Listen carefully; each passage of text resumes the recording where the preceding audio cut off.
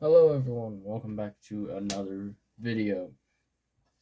I'm going to go over why there hasn't been posts throughout the last week, and that is because I have became sick and I'm still sick and getting over it, but it's a lot better than what it was. And now, so I'm going to give you a quick preview of a video I will be showing you on how to create, but I'll show you how good my main deck, which is Exodia based, on how good it is. So I don't know when this will go up. Could be later today, could be tomorrow, could be in a couple days. Hopefully. So another random battle, Beyblade random battle, should be up before tomorrow, hopefully. If not, one is up before this.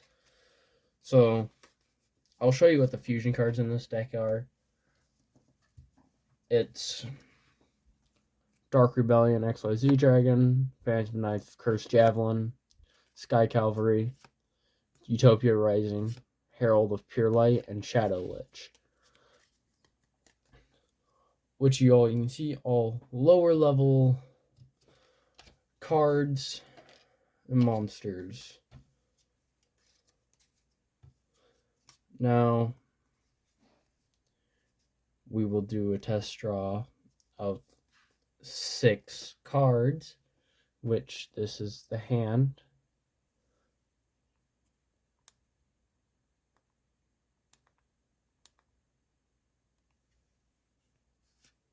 Card Trader, Magical Mallet, Swords, and all that. That's a good set. Sadly, no Exodia pieces, which you start with, which is Black Forest. Down there, we can activate a Magical Mallet. It will discard these 3, and, well, activate Card Trader, of course. Throw those in there. Draw 3 new cards. Vengeful Shinobi. First piece of Exodia. Jar of Greed. So, this is a kind of hard to use for explanation, of course, by myself. But I can easily, okay, not easily, but sometime in the future, you will see on how quick I can get an Exodia out of this. Now, I'll tell you good ways to help build an Exodia deck, which is you want to pretty much just get cards that end up getting you cards or get you certain cards. That means you can get Exodia, which you look in my hand here. We got Card Trader. We place that down. We could get rid of Gravity Bind or Royal Magical Library. These are the 2 that you'd want to get rid of. Of course, Exodia piece, that's what you're trying to get out in this. We save that. These 2, when they are sent to the graveyard, you can choose monsters out of your deck. For Witch of the Black Forest, when this card is sent from the field to the graveyard, remove 1 monster with a defense of 1500 or less from your deck to your hand. Your deck is then shuffled, which that means you could just get an Exodia piece out of the graveyard, not graveyard, deck. Emissary of Afterlife. When this card is sent from the field to the graveyard, each player adds 1 level 3 or lower normal monster from their deck to their hand. Meaning you can get any Exodia piece except the head, if I am right. Yes, any Exodia piece except the head.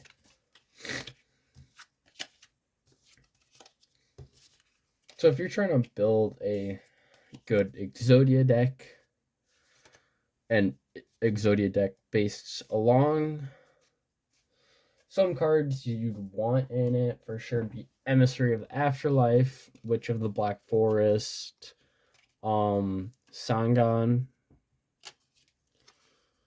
See here, very bad hand, some would say, which indeed it's kind of bad hand, but we got 2 Upstart Goblins. We activate both. Yes, you gain a card, but your opponent also, I guess, in the same point in time, gains 1,000 life points, but you see we got Witch of the Black Forest.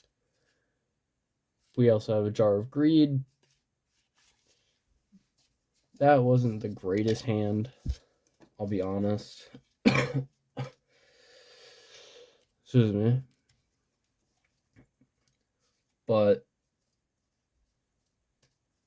usually this can move a lot faster, and it's hard to explain when just by myself and showing how quick it can go. But let's talk about the plan of the channel.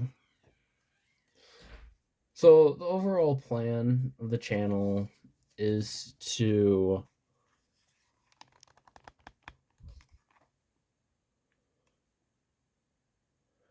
I don't know.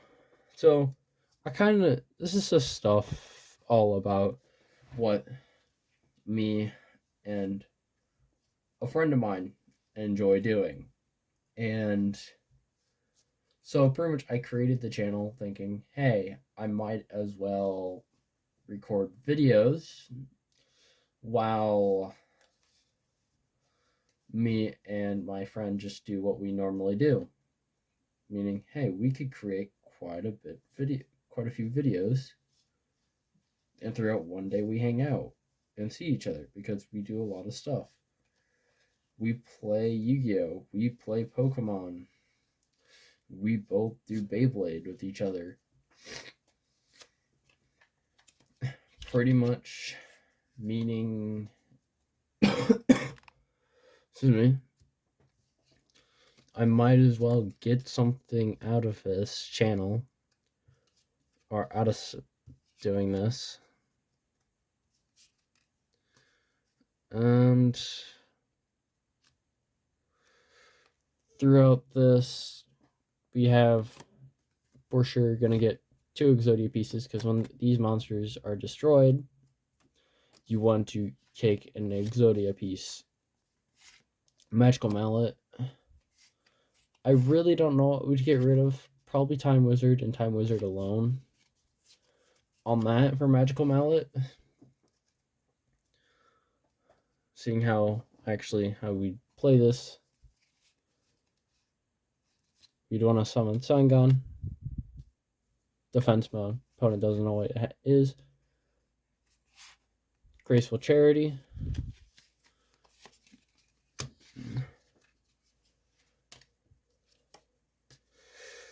Discard any 2 cards. Well, you know what?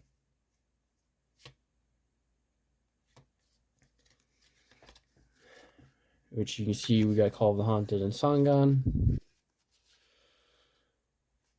We'd probably get rid of these.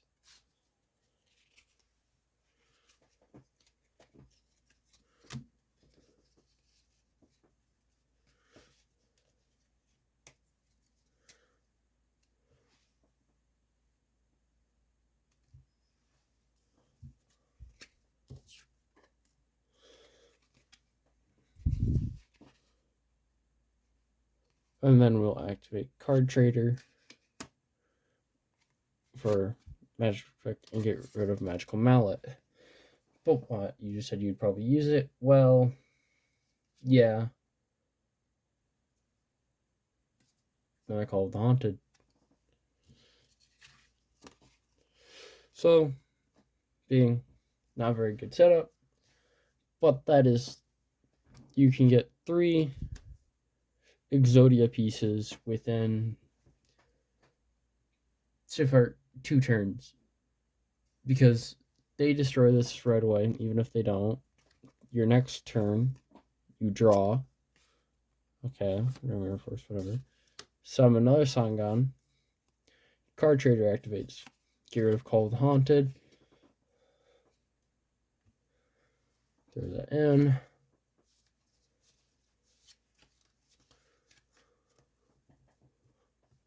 Draw a card. Another Call of the Haunted. Worthless, I guess. Move. You end your turn. They go. Say they destroy monster. It's Sangan. And we'll read its ability quick. If this card is sent from the field to the graveyard, add one monster with 1500 or less attack from your deck to your hand. But you cannot activate cards or effective cards with that name for the rest of this turn. You can only use effective Sangan once per turn. So pretty much saying if they destroyed both Sangans the one turn, only one ability would activate. But say they only defeated one. Now the search for an Exodia piece begins. And we have one. The right leg.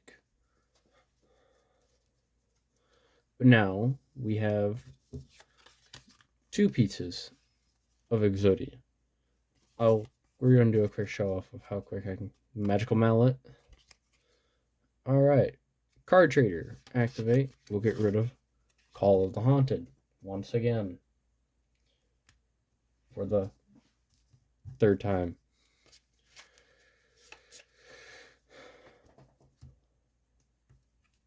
Giving us Time Wizard back. But we have Magical Mallet this time around. We'll get rid of Mirror Force and Time Wizard both.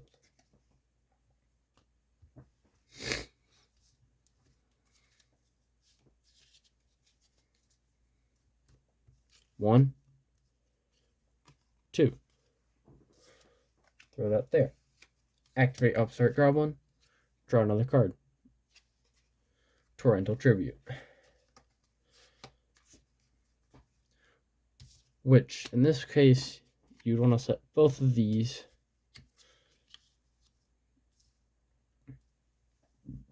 so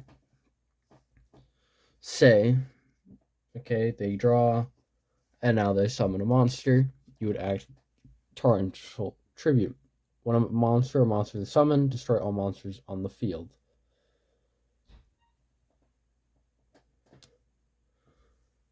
Meaning, hey, everything's destroyed.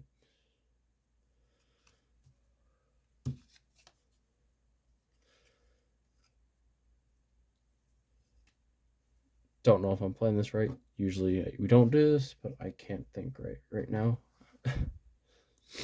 Which is on my part. Sangan ability activate.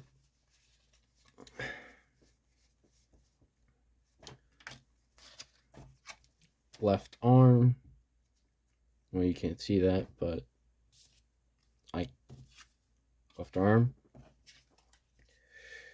Meaning 3 pieces already. Which, from that activating, we will activate the Jar of Greed. Draw 1 card from your deck. Which, Premature Burial. Not helpful, but it's helpful, I guess. Which, then again, it is a banned card. This deck is not legal. There might be a pot of Greed or 2 in this deck. And Graceful Charity is also banned. So it's not up to date on a deck to use. Nor is it tournament legal at all. But say they end their turn. You draw. Heavy Storm. Okay. We got an okay hand. Card Trader. We'll get rid of Heavy Storm.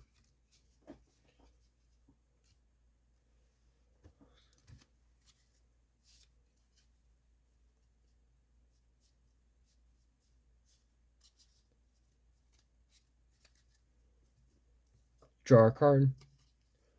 Pot of Greed. Activate that. Draw 2 cards. 4th piece of Exodia.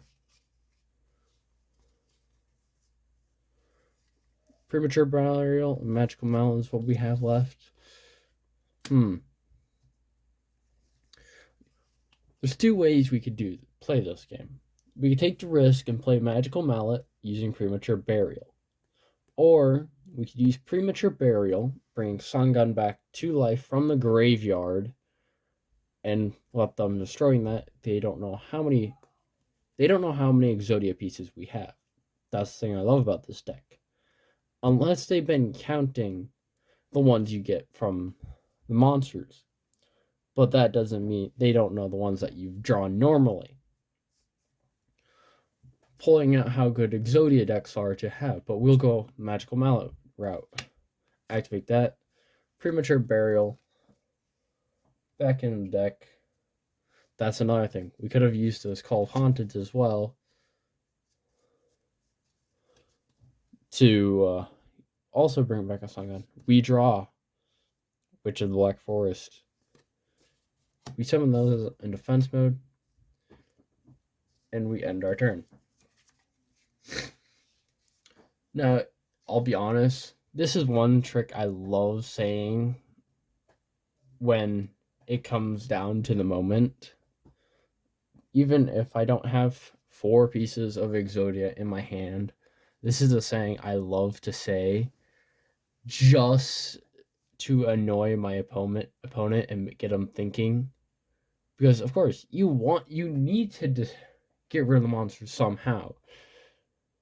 Which, of course, the best way to counter an Exodia deck is with, like, Han or something, where you take their opponent's monster, and put it back in their hand, or in the deck. Or just find a way to banish it off the field. Then that would stop its ability. But, also saying, you would also end up needing... Well, no, you wouldn't need anything really else. You'd have to build a deck pretty much to counter an Exodia deck. But going off to what I love saying when any point using my Exodia deck is attack it. I dare you to attack it. That's one thing.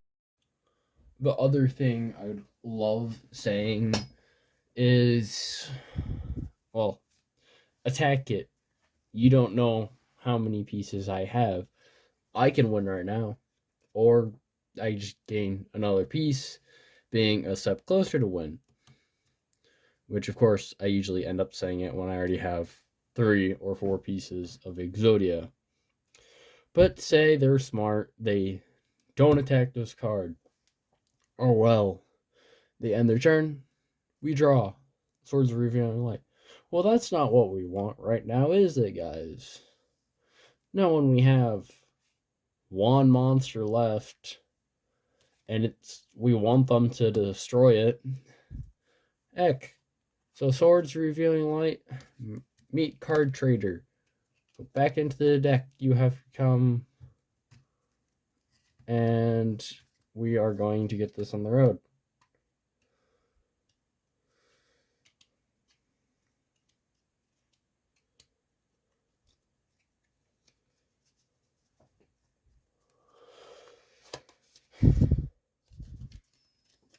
Alright.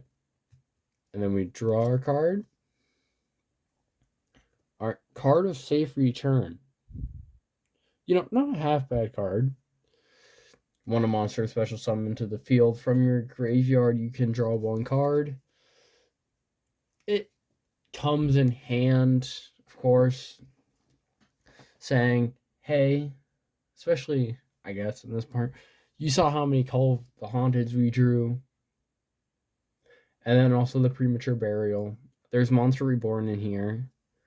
So if you have, say that we had this active, just been chilling here, it's also good in a Slifer deck with, like, Revival Jam and all that stuff, and so infinitely coming back to the field. It's whatever. But moving on. Say, I don't know, our opponent activates Monster Reborn. Say we got rid of a Blue Eyes White Dragon, and they're going to bring it back from the grave. So they do that. Well, then Card of Safe Return activates, allowing us to draw one card. Well, it's from my graveyard as well, I guess. Okay, we'll say we had some powerful monster in our graveyard for some reason that they would love to take. Well, bad examples right now. We'll just. It's something you have there. Come in hand. I guess. It's good in Slifer decks. It's decent in Exodia decks.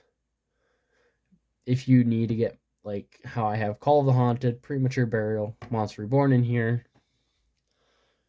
I have, like, 2 Sun Guns in here. 2 Sun Guns in here. I could have brought them both back, bringing me ability to draw 2 more cards. But, yeah, what you guys can see, this card's a little scratched up somehow. I don't even know how. It was a brand new card. But, oh well.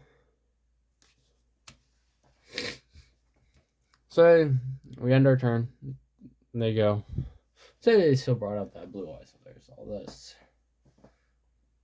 They did not attack. Again, saying, well, because they're scared, I guess, because we're chilling with just 4 cards in our hand, which I've had this happen to me before. I have 4 cards in my hand, and they're all Exodia, and all they've been doing is sitting in my hand for like the last 3 turns. Of course, then they're going to get suspicious, thinking, well, those are all Exodia pieces. Meaning he's 1 piece away from getting Exodia, and this card is most likely a monster that gets me another Exodia piece. Now, there are monsters in this deck that do not get me more cards, such as the Magical Library, I think. Well, Slifer, that'd be for sure a monster that they would want to take out my graveyard, given the fact of that. Royal Magical Library, Vengeful Shinobi, Han, Old Vindicative Magician, Time Wizard. Yeah, those are monsters that really they don't have to worry about. So there are monsters that I didn't just get one, but I just need something to protect my life points. So that's what it would go. But moving on, well, it's a Witch of the Black Forest. So whatever. The end of the turn, we draw, and it's a final piece of Exodia. Which, hey, that's all 5 pieces of Exodia. We win.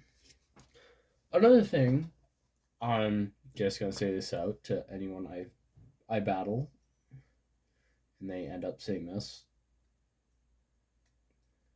This is just a hint for you to know how many Exodia pieces I have. I sort them in order. I tend to get them actually in this order. Like, not from the deck, but when I draw the cards. Say, so when we got the first right leg and left leg, that's what I did with them. Because I had the left leg over here, I got the right leg, and I literally just did that. We got the left arm. What did we do with the left arm? We threw it in right here. And then when we acquired the right arm, we threw it over here.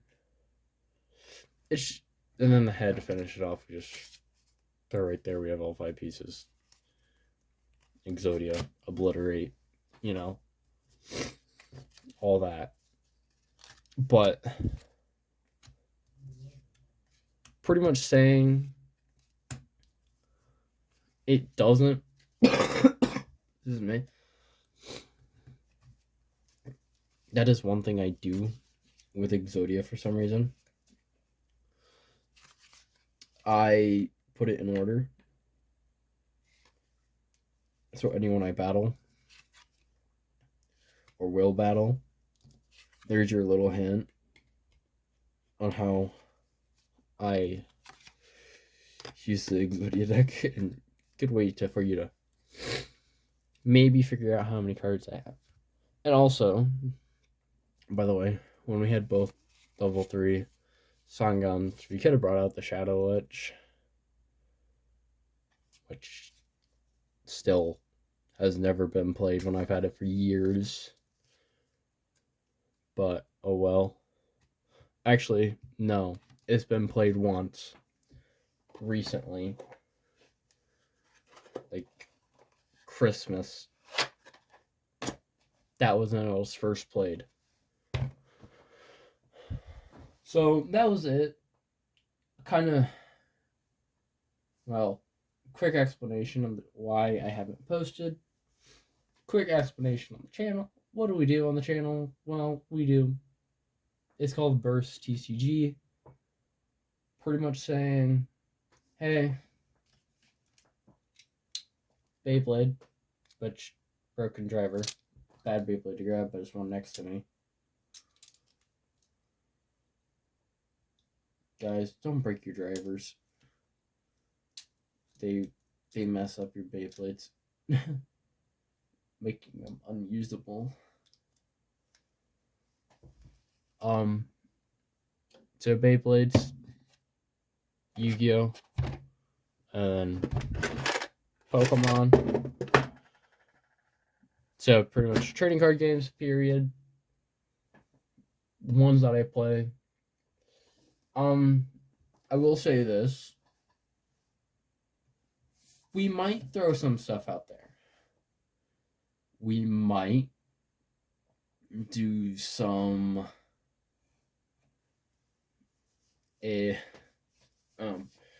Pokemon games. That's in debate. And Yu-Gi-Oh games as well. Master Duels. I do play Master Duels sometimes. So I might record those. So we might do that. And we do play some Pokemon games. So we could also do that. So expect more videos, hopefully, to be posted more frequently now that I'm getting better. So I will see you all next time. Peace out.